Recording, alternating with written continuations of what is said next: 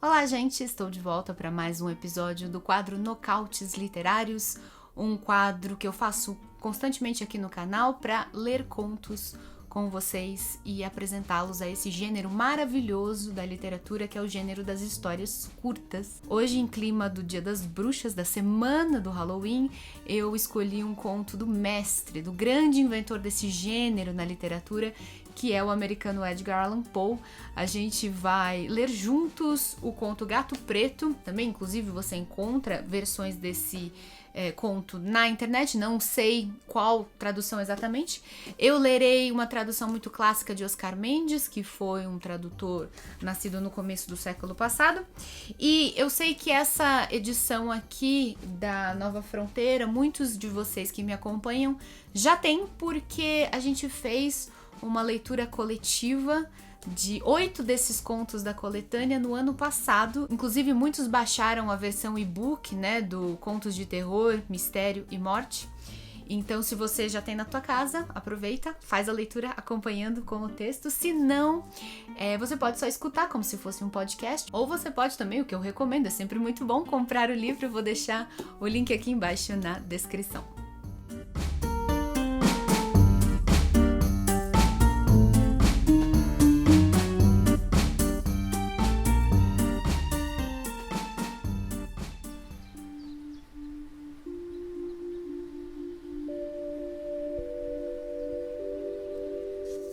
O Gato Preto.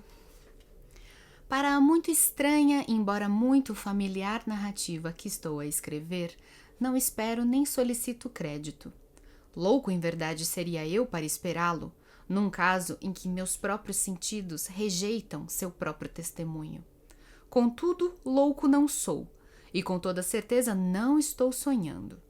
Mas amanhã morrerei, e hoje quero aliviar minha alma. Meu imediato propósito é apresentar ao mundo, plena, sucintamente e sem comentários, uma série de simples acontecimentos domésticos. Pelas suas consequências, estes acontecimentos me aterrorizaram, me torturaram e me aniquilaram. Entretanto, não tentarei explicá-los. Para mim, apenas se apresentam cheios de horror. Para muitos, parecerão menos terríveis do que grotescos. Mais tarde, talvez, alguma inteligência se encontre que reduza meu fantasma a um lugar comum. Alguma inteligência mais calma, mais lógica e bem menos excitável do que a minha, e que perceberá, nas circunstâncias que pormenorizo com terror, apenas a vulgar sucessão de causas e efeitos bastante naturais. Já começo fazendo uma pausa que é bastante importante aqui vocês repararem, só na leitura desse primeiro parágrafo, que a gente tem aqui um narrador clássico de Edgar Allan Poe. Tais narrativas são contadas em primeira pessoa por narradores, como a gente pode observar aqui, muito perturbados, muito angustiados, muitas vezes, como é o caso dele aqui, prestes a morrer e querendo fazer uma confissão final para salvar a sua alma, enfim, pelo menos para desabafar alguma coisa que o perturba. E além disso, é muito importante notar que são narradores, quase sempre, não confiáveis. Embora eles sempre nos garantam que estão contando as coisas exatamente como aconteceram, eles sempre nos dão também dicas de que eles não são muito sãos, de que eles não são muito estáveis, de que eles são um pouco impressionáveis. Aqui ele diz aqui, talvez uma pessoa que saiba pensar de maneira mais calma, mais lógica e menos excitável do que eu, ouça a minha história e encontre explicações racionais para ela. Ou seja, ele está dizendo, eu não sou calmo, eu não sou lógico e eu tenho uma natureza excitável. Ou seja, eu fico impressionado e emocionado facilmente. Só isso, assim, não vou ficar fazendo essas pausas o tempo todo, mas nesses primeiros parágrafos dos contos do Allan Poe, quase sempre ele tem uma introdução que nos dá muitas chaves de leitura para entrar no clima da história, da narrativa. Agora vamos continuar. Ele vai começar agora a fazer a sua confissão, contar a sua história. Salientei-me desde a infância pela docilidade e humanidade de meu caráter. Minha ternura de coração era mesmo tão notável que fazia de mim motivo de troça de meus companheiros. Gostava de modo especial de animais, e meus pais permitiam que eu possuísse grande variedade de bichos favoritos. Gastava com eles a maior parte do meu tempo e nunca me sentia tão feliz como quando lhes dava comida e os acariciava. Essa particularidade de caráter aumentou com o meu crescimento e, na idade adulta, dela extraía uma de minhas principais fontes de prazer. Aqueles que têm dedicado afeição a um cão fiel e inteligente, pouca dificuldade tenho em explicar a natureza ou a intensidade da recompensa que daí deriva. Há qualquer coisa no amor sem egoísmo e abnegado de um animal que atinge diretamente o coração de quem tem tido frequentes ocasiões de experimentar a amizade mesquinha e a fidelidade frágil do simples homem. Casei-me ainda moço e tive a felicidade de encontrar em minha mulher um caráter adequado ao meu. Observando minha predileção pelos animais domésticos, não perdi a ela a oportunidade de procurar os das espécies mais agradáveis. Tínhamos pássaros, peixes dourados, um lindo cão, coelhos, um macaquinho e um gato. Esse último era um belo animal, notavelmente grande, todo preto e de uma sagacidade de espantar. Ao falar da inteligência dele, minha mulher, que no íntimo não era supersticiosa, fazia frequentes alusões à antiga crença popular que olhava todos os gatos pretos como feiticeiras disfarçadas. Não que ela se mostrasse jamais séria a respeito desse ponto. E eu só menciono isso, afinal, pelo simples fato de, justamente agora, ter me vindo a lembrança.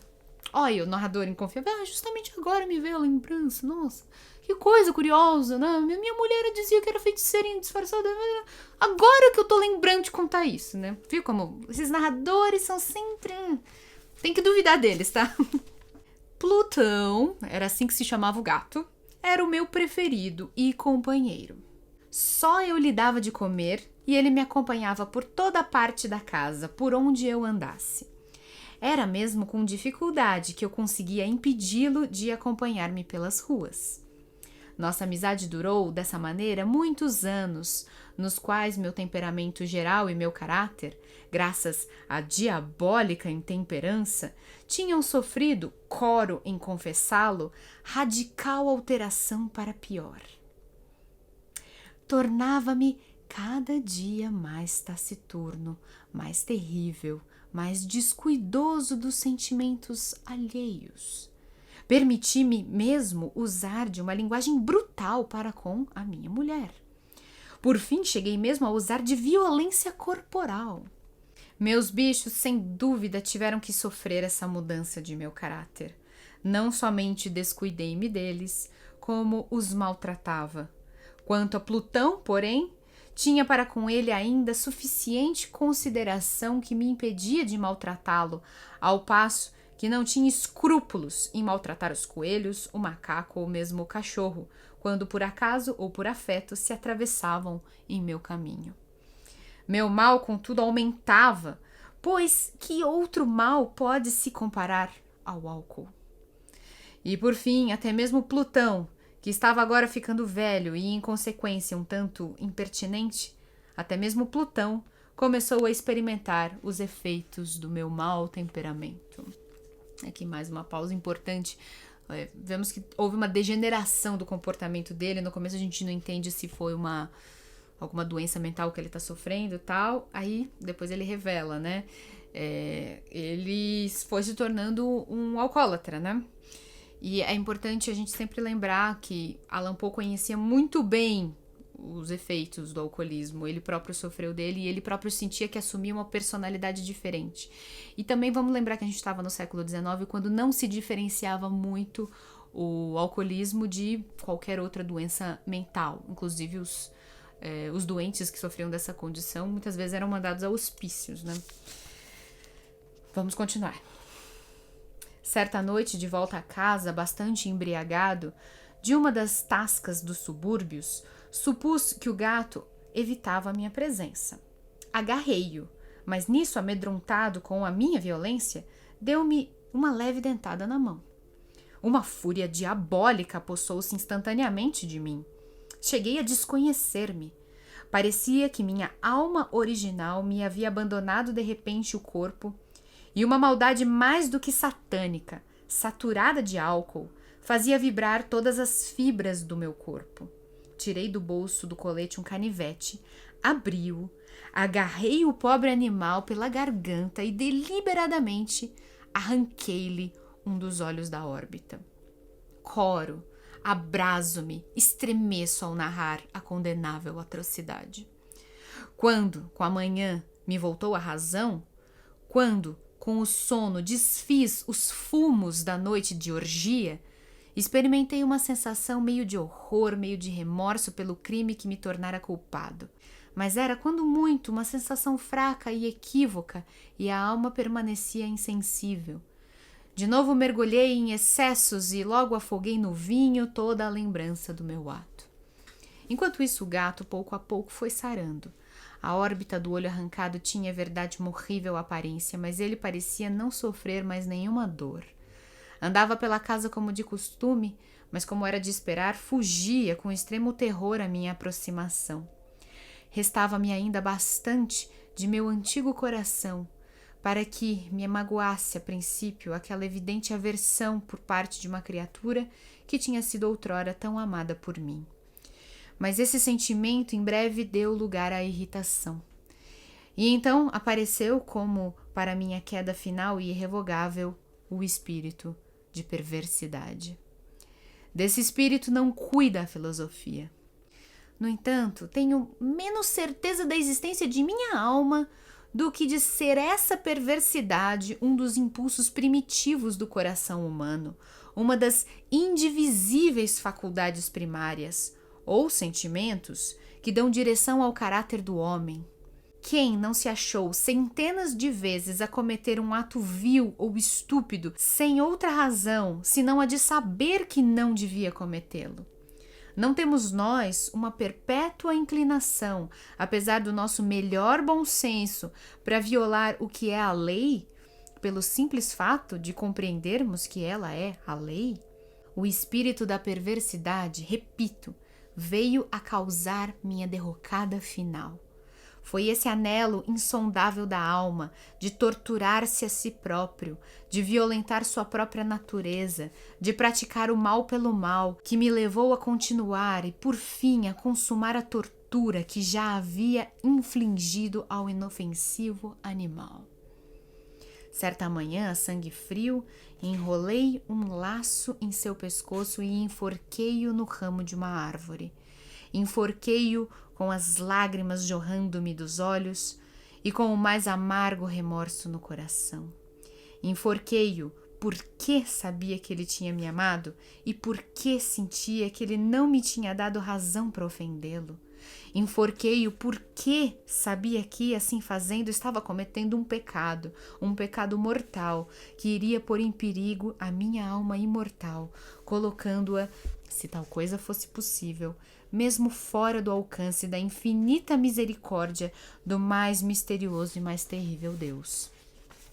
Na noite do dia no qual pratiquei essa crudelíssima façanha, fui despertado do sono pelos gritos de fogo. As cortinas de minha cama estavam em chamas. A casa inteira ardia. Foi com grande dificuldade que minha mulher, uma criada e eu mesmo conseguimos escapar ao incêndio. A destruição foi completa. Toda a minha fortuna foi tragada e entreguei-me desde então ao desespero. Não tenho a fraqueza de buscar estabelecer uma relação de causa e efeito entre o desastre e a atrocidade, mas estou relatando um encadeamento de fatos e não desejo que nem mesmo um possível elo seja negligenciado. Visitei os escombros no dia seguinte ao incêndio. Todas as paredes tinham caído, exceto uma, e essa era a de um aposento interno, não muito grossa, que se situava mais ou menos no meio da casa e contra a qual permanecera a cabeceira de minha cama. O estuque havia, em grande parte, resistido ali à ação do fogo, fato que atribuí a ter sido ele recentemente colocado. Em torno dessa parede, reuniu-se compacta multidão e muitas pessoas pareciam estar examinando certa parte especial dela, com uma atenção muito ávida e minuciosa. As palavras estranho, singular e expressões semelhantes excitaram minha curiosidade. Aproximei-me e vi, como se gravada em baixo relevo sobre a superfície branca, a figura de um gato gigantesco. A imagem fora reproduzida com uma nitidez verdadeiramente maravilhosa. Havia uma corda em redor do pescoço do animal. Ao dar a princípio com essa aparição, pois não podia deixar de considerá-la senão isso, meu espanto e meu terror foram extremos. Mas afinal, a reflexão veio em meu auxílio. O gato, lembrava-me, tinha sido enforcado num jardim, junto da casa. Ao alarme de fogo, esse jardim se enchera imediatamente de gente, e alguém devia ter cortado a corda que prendia o animal à árvore e o lançara por uma janela aberta dentro do meu quarto. Isso fora provavelmente feito com o propósito de despertar-me. A queda de outras paredes tinha comprimido a vítima de minha crueldade de encontro à massa de estuque, colocado de pouco, cuja cal, com as chamas e o amoníaco do cadáver, traçara então a imagem tal como a vi. Embora assim prontamente procurasse satisfazer a minha razão, se não de todo a minha consciência, a respeito do surpreendente fato que acabo de narrar, nem por isso deixou ele de causar profunda impressão na minha imaginação. Durante meses, eu não me pude libertar do fantasma do gato, e nesse período voltava-me ao espírito um vago sentimento que parecia remorso, mas não era. Cheguei a ponto de lamentar a perda do animal e de procurar, entre as tascas ordinárias que eu agora habitualmente frequentava, outro bicho da mesma espécie e de aparência um tanto semelhante com que substituí-lo. Certamente, sentado meio embrutecido num antro mais que infame, minha atenção foi de súbito atraído para uma coisa preta que repousava em cima de um dos imensos barris de genebra ou de rum que constituíam a principal mobília da sala. Estivera a olhar fixamente para o alto daquele barril durante alguns minutos, e o que agora me causava surpresa era o fato de que não houvesse percebido mais cedo a tal coisa ali situada. Aproximei-me e toquei-a com a mão. Era um gato preto, um gato bem grande, tão grande como Plutão, e totalmente semelhante a ele, exceto num ponto. Plutão não tinha pelos brancos em parte alguma do corpo, mas esse gato tinha uma grande, embora imprecisa, mancha branca, cobrindo quase toda a região do peito.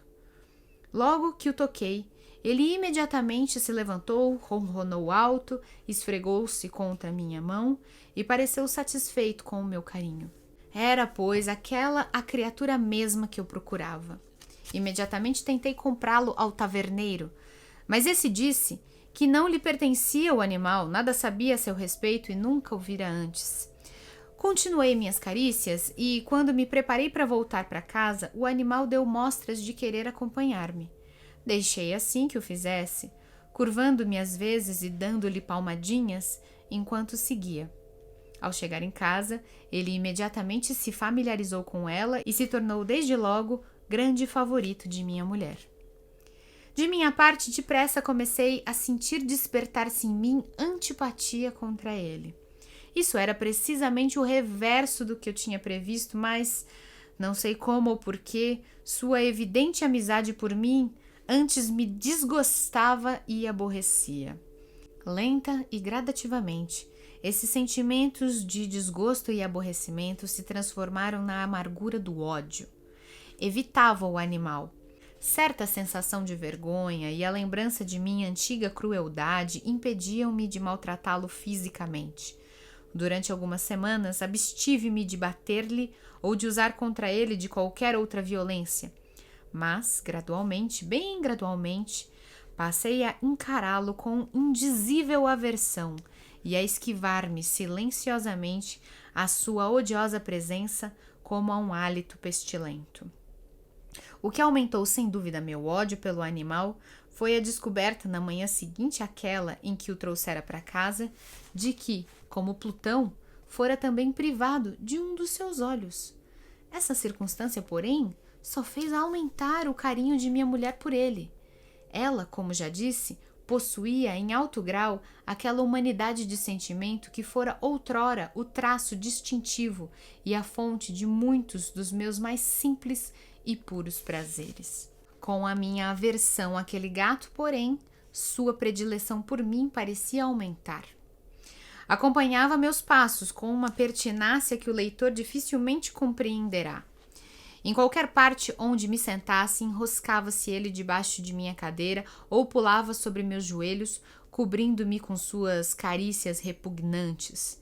Se me levantava para andar, metia-se entre meus pés, quase a derrubar-me, ou, cravando suas longas e agudas garras em minha roupa, subia dessa maneira até meu peito. Nessas ocasiões, embora tivesse o desejo ardente de matá-lo com uma pancada, era impedido de fazê-lo, em parte por me lembrar de meu crime anterior, mas principalmente, devo confessá-lo sem demora, por absoluto pavor do animal. Esse pavor não era exatamente um pavor de mal físico, e contudo, não saberia como defini-lo de outra forma. Tenho quase vergonha de confessar. Sim, mesmo nessa cela de criminoso, tenho quase vergonha de confessar que o terror e o horror que o animal me inspirava tinham sido aumentados por uma das mais simples quimeras que seria possível conceber. Não sei se vocês repararam, mas ele revelou agora aqui que ele está numa cela. Esse detalhezinho ele não tinha contado pra gente antes, né? Bom, vamos ver aqui qual é a quimera que ele tinha inventado. Quimera é uma ilusão, uma fantasia doida, inconcebível, alguma obsessão, né? Minha mulher chamara mais de uma vez a minha atenção para a natureza da marca de pelo branco de que falei e que constituía a única diferença visível entre o animal estranho e o que eu havia matado. O leitor há de recordar-se que essa mancha, embora grande, fora a princípio de forma bem imprecisa, mas por leves gradações quase imperceptíveis, e que durante muito tempo a razão forcejou para rejeitar como imaginárias, tinha afinal assumido uma rigorosa precisão de contorno. Era agora a reprodução de um objeto que tremo em nomear, e por isso, acima de tudo, eu detestava e temia o monstro e ter-me-ia livrado dele se o ousasse. Era agora, digo, a imagem de uma coisa horrenda, de uma coisa apavorante, a imagem de uma forca. Oh, lúgubre e terrível máquina de horror e de crime, de agonia e de morte!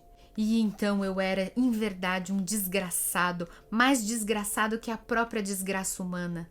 E um bronco animal, cujo companheiro eu tinha com desprezo destruído, um bronco animal preparava para mim, homem formado à imagem do Deus Altíssimo, tanta angústia intolerável. Ai de mim! Nem de dia nem de noite era-me dado mais gozar a bênção do repouso.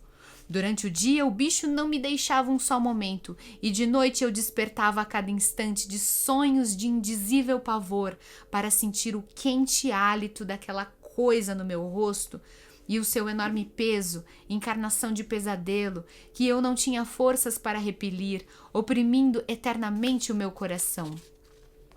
Sob a pressão de tormentos tais como esses, os fracos restos de bondade que havia em mim sucumbiram. Meus únicos companheiros eram os maus pensamentos, os mais negros e maléficos pensamentos.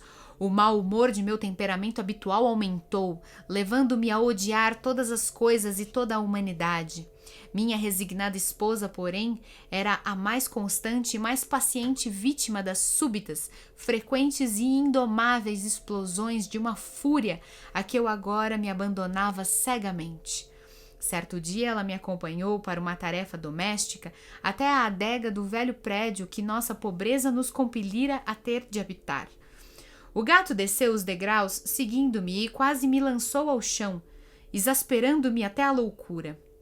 Erguendo um machado e esquecendo na minha cólera o medo pueril que tinha até ali sustido minha mão, descarreguei um golpe no animal, que teria sem dúvida sido instantaneamente fatal se eu o houvesse assestado como desejava. Mas esse golpe foi detido pela mão de minha mulher. Espicaçado por essa intervenção, com uma raiva mais do que demoníaca, arranquei meu braço de sua mão e enterrei o machado no seu crânio. Ela caiu morta imediatamente, sem um gemido.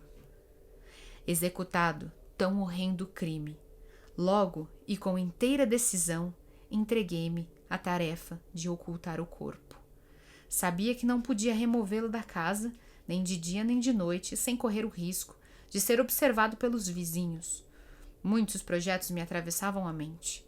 Em dado momento pensei em cortar o cadáver em pedaços miúdos e queimá-los. Em outro, resolvi cavar uma cova para ele no chão da adega. De novo, deliberei lançá-lo no poço do pátio, metê-lo num caixote como uma mercadoria, com os cuidados usuais, e mandar um carregador retirá-lo de casa.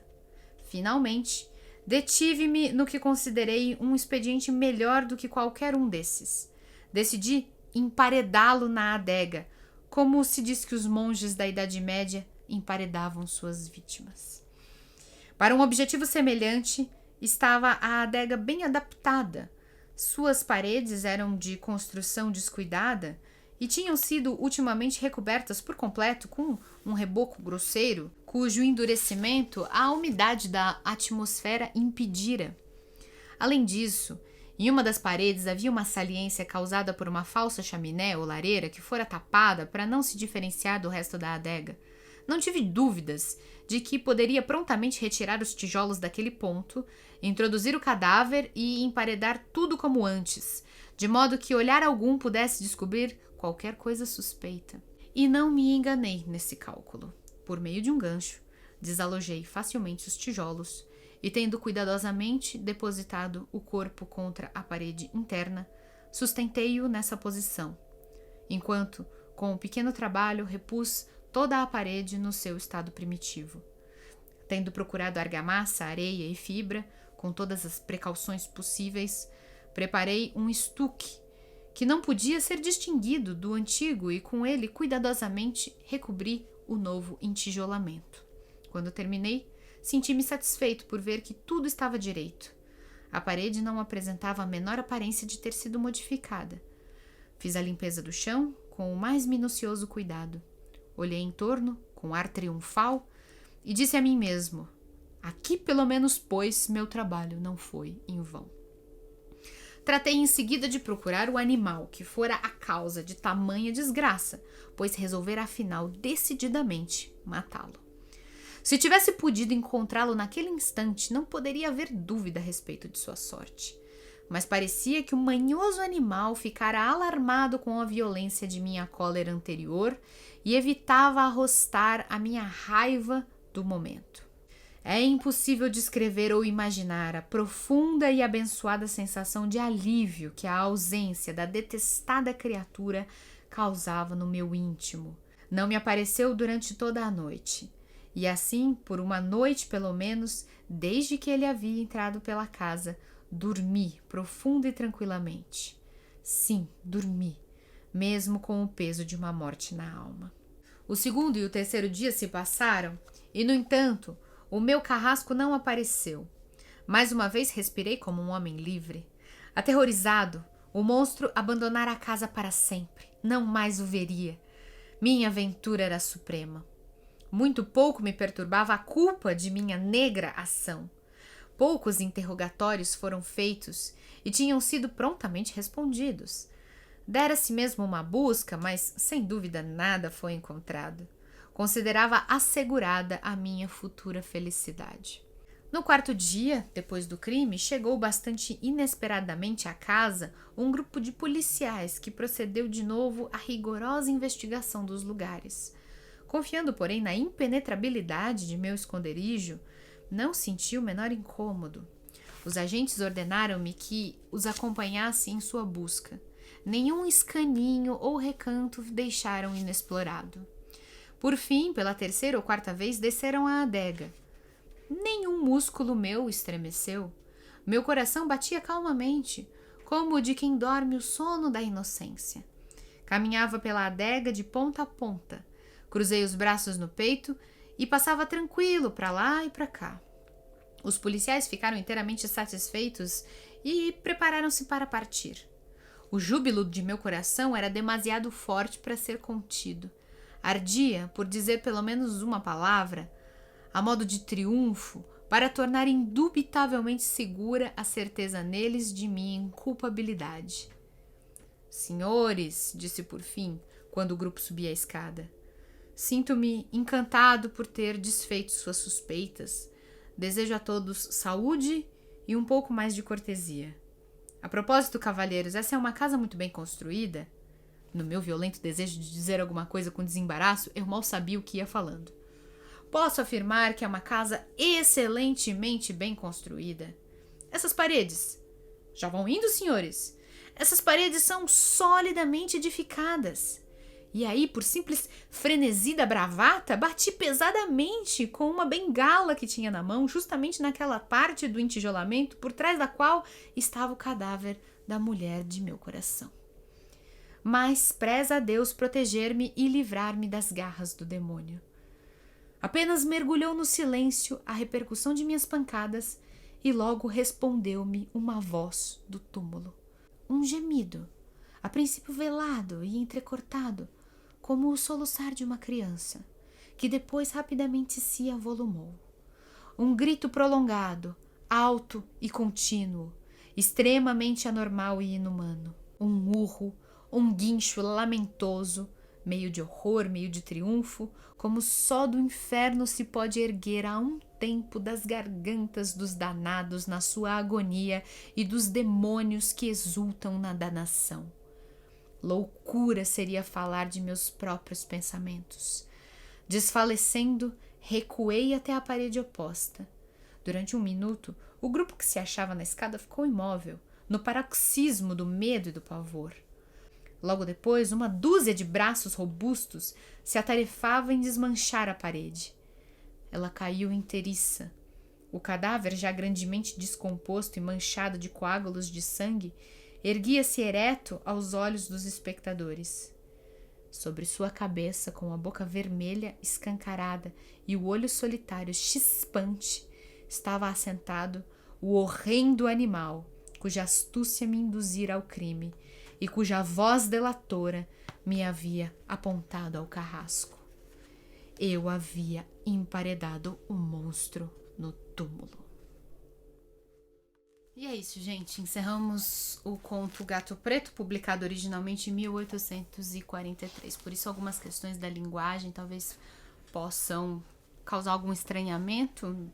O tradutor tentou manter um pouco o vocabulário mais arcaico, né? As construções mais invertidas das frases, mas eu acho que todo mundo conseguiu acompanhar bem a história, até porque ela tem uma narrativa emocionante. O que me fascina nesse conto é, em primeiro lugar, o tanto que esse narrador é inconfiável, afinal de contas ele nos garante no comecinho da história de que louco não sou e com certeza não estou sonhando, quando na verdade nada no relato dele nos garante de que ele não é louco e de que ele não sonhou, ou seja, não imaginou, fantasiou aquilo que está acontecendo. Você pode ler os acontecimentos do conto como manifestações sobrenaturais, como certamente é a forma que o narrador as imagina, ou então você pode muito bem presumir que nada de sobrenatural aconteceu e tudo foi devido à imaginação perturbada, cheia de remorsos do nosso narrador. Como o próprio narrador nos fala assim casualmente, existe a história de que gatos são feiticeiras disfarçadas. Não que ele nunca tenha pensado nisso antes, né? Foi agora uma coisa que me ocorreu. É claro que isso tá por baixo, tá nas entrelinhas o tempo todo. A superstição, a ideia de que gatos têm poderes sobrenaturais e são malignos. De que gatos, ainda mais a quem ele nomeou Plutão é o deus do submundo, né, na mitologia romana. E isso muitas vezes foi distorcido, né? Ao contrário da mitologia original, passou a ser associado à figura cristã do Satã, do demônio, seja o que for. Mas é sugestivo que eles tenham dado ao gato preto, é sugestivo que eles tenham dado o nome do deus do submundo. Então tudo estava muito latente. E isso talvez tenha sido o que levou o protagonista a imaginar que tantas coisas sobrenaturais aconteceram. Por exemplo, logo depois que ele comete a sua primeira perversidade... Não, depois que ele... A primeira perversidade foi quando ele mutilou um dos olhos do gato. A segunda foi quando ele, também tomado por ódio, enforcou o gato.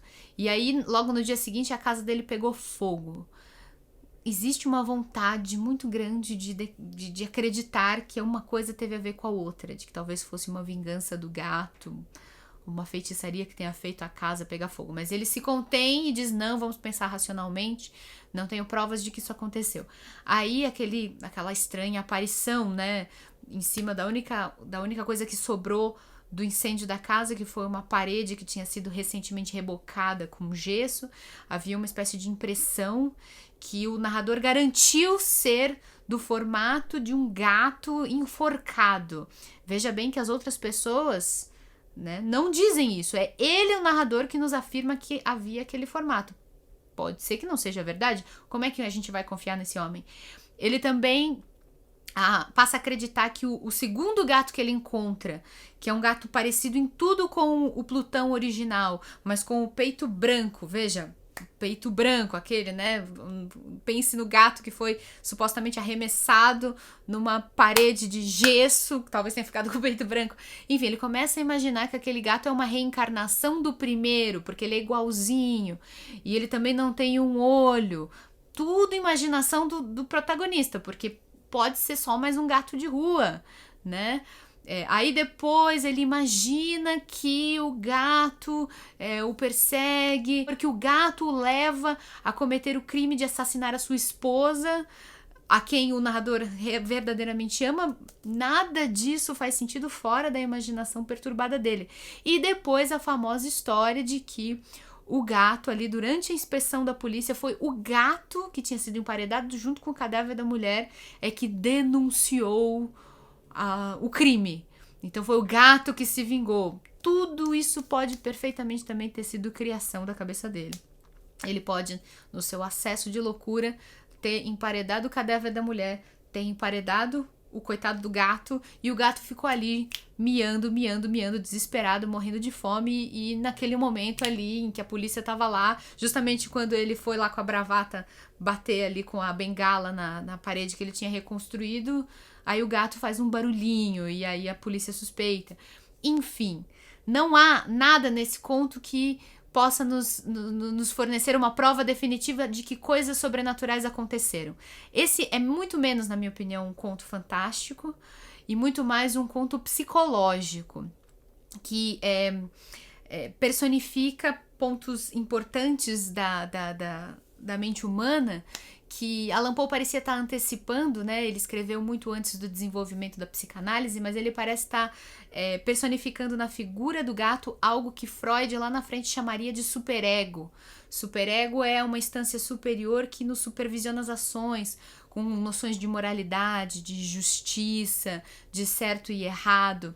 E o tal do demônio da perversidade, que são aqueles impulsos violentos que o narrador afirma que todos nós possuímos, parece ser uma antecipação do que o Freud lá na frente chamaria de id, que são os impulsos mais primitivos, mais animalescos, não necessariamente malvados, mas Allan Poe atribui a eles uma perversidade para os propósitos da sua criação artística. E o que é interessante é que parece que esse narrador ele tem um controle dos seus instintos malignos, como todos nós sentimos, às vezes, impulsos violentos, vontade de bater e tal, mas o narrador começa a sua vida sendo uma pessoa completamente normal, que consegue controlar perfeitamente os seus impulsos malignos, mas algo acontece em sua vida que quebra completamente essa barreira que permitia que ele controlasse os seus impulsos malvados. O que acontece é o vício no álcool. Allan Poe, como um alcoólatra que foi, atribui ao álcool a causa da degeneração humana, da degeneração mental, a causa da loucura. E talvez seja pouco médico, pouco científico do ponto de vista atual dizer isso a respeito do alcoolismo, mas naquela época era assim que Allan Poe enxergava o alcoolismo, uma doença que ele mesmo sofria, né? Então, essa capacidade de conter os nossos impulsos agressivos que todos possuímos, né? Todos nós temos dentro de nós um pouquinho de perversidade, mas nós conseguimos controlar isso muito bem, a ponto de nem percebemos. o que é correto, né? A gente controla isso muito bem para viver em sociedade. A gente controla isso muito bem porque a gente sabe o que é certo, o que é errado, o que é a bondade, o que é a maldade. Mas tudo isso, todo esse controle, o narrador perde porque ele se torna um alcoólatra. É um conto muito interessante. Se você gostou dessa história, se você tem outras interpretações que você queira sugerir aqui na nossa discussão, usa aqui embaixo o campo dos comentários. Esse vídeo já tá super longo. E eu quero agradecer a você que assistiu até o final. Lembrando sempre que eu vou deixar o link para vocês comprarem essa edição dos contos do Edgar Allan Poe, alguns dos mais famosos que ele escreveu, um melhor do que o outro, a grande maioria muito menos fantástico e sobrenatural do que psicológico mesmo. Eu vou deixar aqui embaixo na descrição o link, tá bom? Um beijo pra todo mundo, bom dia das bruxas pra vocês, que vocês mantenham sempre os demônios que habitam dentro de vocês muito bem guardadinhos.